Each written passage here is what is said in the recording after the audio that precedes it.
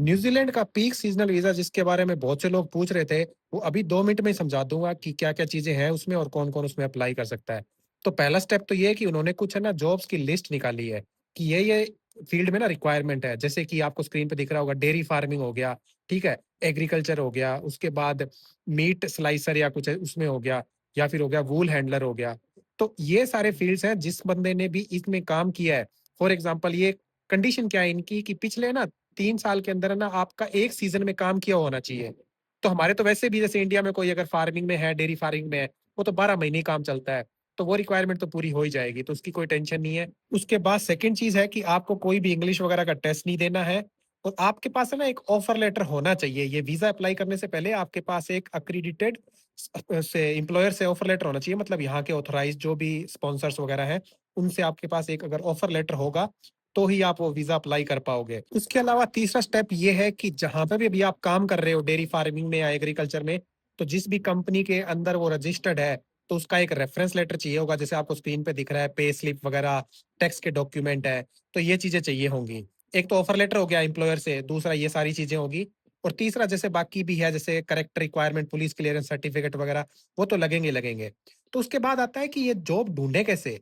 तो इनकी एक वेबसाइट है seek.co.nz, तो उसपे जाके ना आप जॉब सर्च कर सकते हो। इसमें अभी उन्होंने बहुत सारी जॉब्स पोस्ट करी हैं और मैंने बोला था ना कि ऑथराइज्ड स्पॉन्सर होना चाहिए, तो स्पॉन्सर को क्या करना पड़ेगा, पहले ना ये जॉब पोस्टिंग डालनी पड़ेगी। एक और वीज़ा उसके बारे में बाद में बताऊँगा, तो उसमें नहीं डालनी है पोस्टिंग। तो इसमें उनको पोस्टिंग डालनी है, गवर्नमेंट को बताना है कि हम इस पोस्टिंग के लिए बंदे हायर कर रहे हैं। तो आप है ना seek.co.nz पे जाओगे, तो आपको बहुत सारी लिस्टिंग दिख जाएगी, आपको अपना रिज़्यूम बनाना है और उसके बाद क्या करना है कि सारे की सारी चीज़ें आपको उसमें डालनी है, कब से कब तक का आपका एक्सपीरियंस है और उन जॉब्स पे जाके अप्लाई करना है। जब आप सेलेक्ट हो जाओगे, तो एम्प्लॉयर क्या करेगा, आपको ऑफर लेटर दे देगा।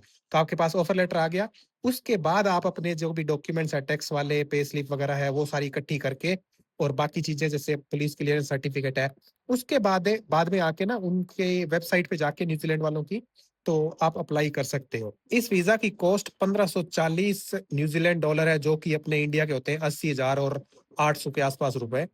तो ये फीस आपको लगेगी जब आप अप्लाई करने जाओगे। उसके अलावा ये वीज़ा 7 महीने का है, उसके बाद है कि 7 महीने के बाद आपको 4 महीने न्यूज़ीलैंड से बाहर जाना पड़ेगा, कहीं भी जाओ चाहे। उसके पहले आप वीज़ा अप्लाई नहीं कर सकते, कोई दूसरा जैसे कि आपको दूसरा पीक सीज़नल वीज़ा अप्लाई करना है या किसी और स्पॉन्सर से मिल रहा हो आपको, तो वो 4 महीने का गैप आपको देना ही पड़ेगा। तो उसके अलावा एक और वीज़ा है जो 3 साल की वैलिडिटी वाला है, उसके बारे में मैं अगली रील में बताऊँगा। तो इस अकाउंट को फ़ॉलो कर लो और इसको ज़्यादा से ज़्यादा लोगों के साथ शेयर कर दो और जो भी आपके क्वेश्चन है वो कमेंट कर देना, तो मैं उसके ऊपर भी रील बना दूँगा।